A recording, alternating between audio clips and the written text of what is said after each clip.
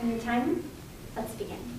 Ladies and gentlemen, I'd like to talk about jerks and drama queens.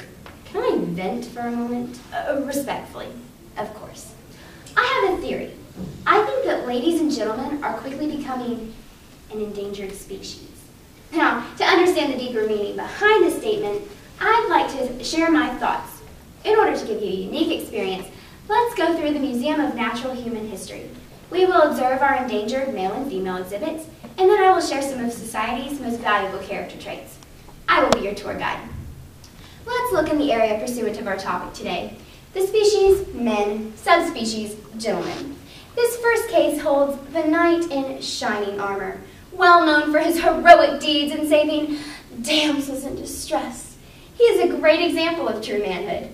As you can see, he holds a sword and wears heavy armor. Many women find these garnishes romantic and enthralling. Young men today think of them as beast and cool. What is it about battle that appeals to men?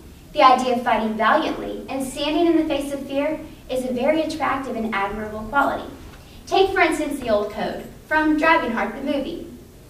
A knight is sworn to valor. His heart knows only virtue. His blade defends the helpless. His might upholds the weak. His word speaks only truth. His wrath undoes the wicked. These are attributes that should be protected and portrayed by gentlemen of every age. And in this case, immediately following our knight, we have the famous George Washington. I have brought you to this specific gentleman because I think we can learn some great lessons from this president. Perhaps his strongest quality was his strong leadership skill. He was known to be a man of leadership. When he was a general, his troops followed him. When he married, his wife honored him. And as President of the United States, the country trusted him. But he had one very specific trait that I personally believe upheld all of his other attributes. Faith. Washington was known to have a strong prayer life, and his belief in God drove many of his noble actions. Now we are entering a separate division, the species, women, subspecies, ladies. In this first case, we have the Jane Austen time period. Well known for the extravagant clothing and the beauty of their composures, the 18th century is a prime example of refinement. The young ladies were trained from an early age what it meant to be ladies, and etiquette was more than something to learn for dinner time. It was essential to character development. And in this case, following the Jane Austen time period, we have the lovely Queen Victoria. You can easily inspect her extravagant clothing, but the beauty of her composure is what made her so enchanting and praiseworthy. She was known to be a strong woman and a loyal wife. According to VictorianStation.com, quote, popular respect for the crown was at a low point at her coronation, but the modest and straightforward young queen won the hearts of her subjects. Now we move on to another division of the endangered species exhibit. This next case holds a modern gentleman, which is known today as a guy, dude, buddy, and in certain environments, a boyfriend or husband. And in this next case, we have the jerk. When referring to him in relational terms, however, he is often labeled with a prefix of ex. For example, ex-boyfriend. Now, it can probably be seen due to initial appearance why these two species are often confused with each other. Allow me to illustrate some of their behavioral patterns in order to help you better differentiate between them. Hi, Dave. I haven't seen you in forever. How have you been? Jerk. Yes, this simple habit often helps the observer determine the species of male in a matter of seconds. No encyclopedia needed for that one. There is, of course, the opposite extreme. Hi, Dave. I just finished talking to Tom Johnson. He's going to Michigan State on a full football scholarship. Well, did I tell you that I set a new record on my track team? Oh, and I'm the captain of my football team. Well, that's not really that big of a deal. I mean, I was last year, too. Of course, I'm even more ripped than I was last year. I'm really working to stay in shape for all those universities that have called me. I have to go to the gym now. I'll catch you later. Or, you know what? Call me. Then there are, naturally, those desperate individual jerks that use bad pickup lines.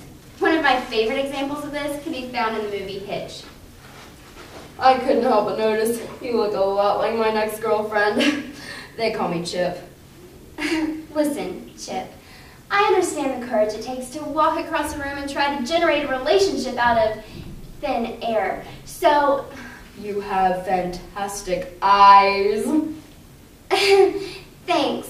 Try to listen. This is no reflection on you. I'm just not interested. So, do you like Cuban food?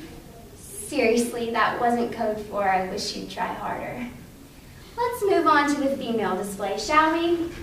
Here we have the contemporary lady, known today as a cis, chick, best friend forever, and in those special times, a girlfriend or wife.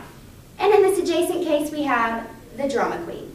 Yes, much like our prior examples, you may notice some strong similarities between the lady and the drama queen. So, how do you tell the difference between them? No worries, I'll show you. OMG, I totally love that movie. I told Joey that he has to take me to see it again. If he doesn't, I might have to break up with him. JK. If you are unfamiliar with this dialect, I wouldn't worry too much. Drama queens can often be identified in a few minutes due to their vocabulary or lack thereof. OMG, oh my goodness, and JK, just kidding, are just a few of their lazy terms. Drama queens tend to be more concerned with their looks and their social standing than they are with the people around them and their studies. They most often operate out of selfishness and a narrow mind. What? You can't go out with the guys. I thought you were going to Facebook chat me tonight. I thought you had to study. Oh, big deal. I mean, who needs to know that 2 + 2 = 6 for the rest of their lives? Yeah. Ladies see the bigger picture. They know the value of hard work, and they strive to honor the value of others. Alda Ellis says in her book, A Gentle Beauty Within, quote, "The most beautiful of all women seem to have in common some timeless qualities, grace, thoughtfulness, compassion, and they carry with them a certain sense of confidence." So, now I'd like to share some of my personal thoughts on admirable character. The Bible tells us in Proverbs 13:20, "He who walks with the wise grows wise, but the companion of fools suffers harm." So, when it comes to choosing people as close friends, what are some things we should look for? Let's start with my guy friends. I've known countless young men, and I've been friends with many of them. But I'm discovering more and more the importance of choosing honorable guys as close friends. I often find myself having the very same thought as Lizzie in Jane Austen's Pride and Prejudice, when Lizzie is talking about how she strongly dislikes Mr. Darcy at the beginning of the story. She explains that she would be more inclined to approve of him if he had, quote, behaved in a more gentlemanlike manner. Okay, I have to clear something up. For the most part, our culture hears the word gentleman and cringes.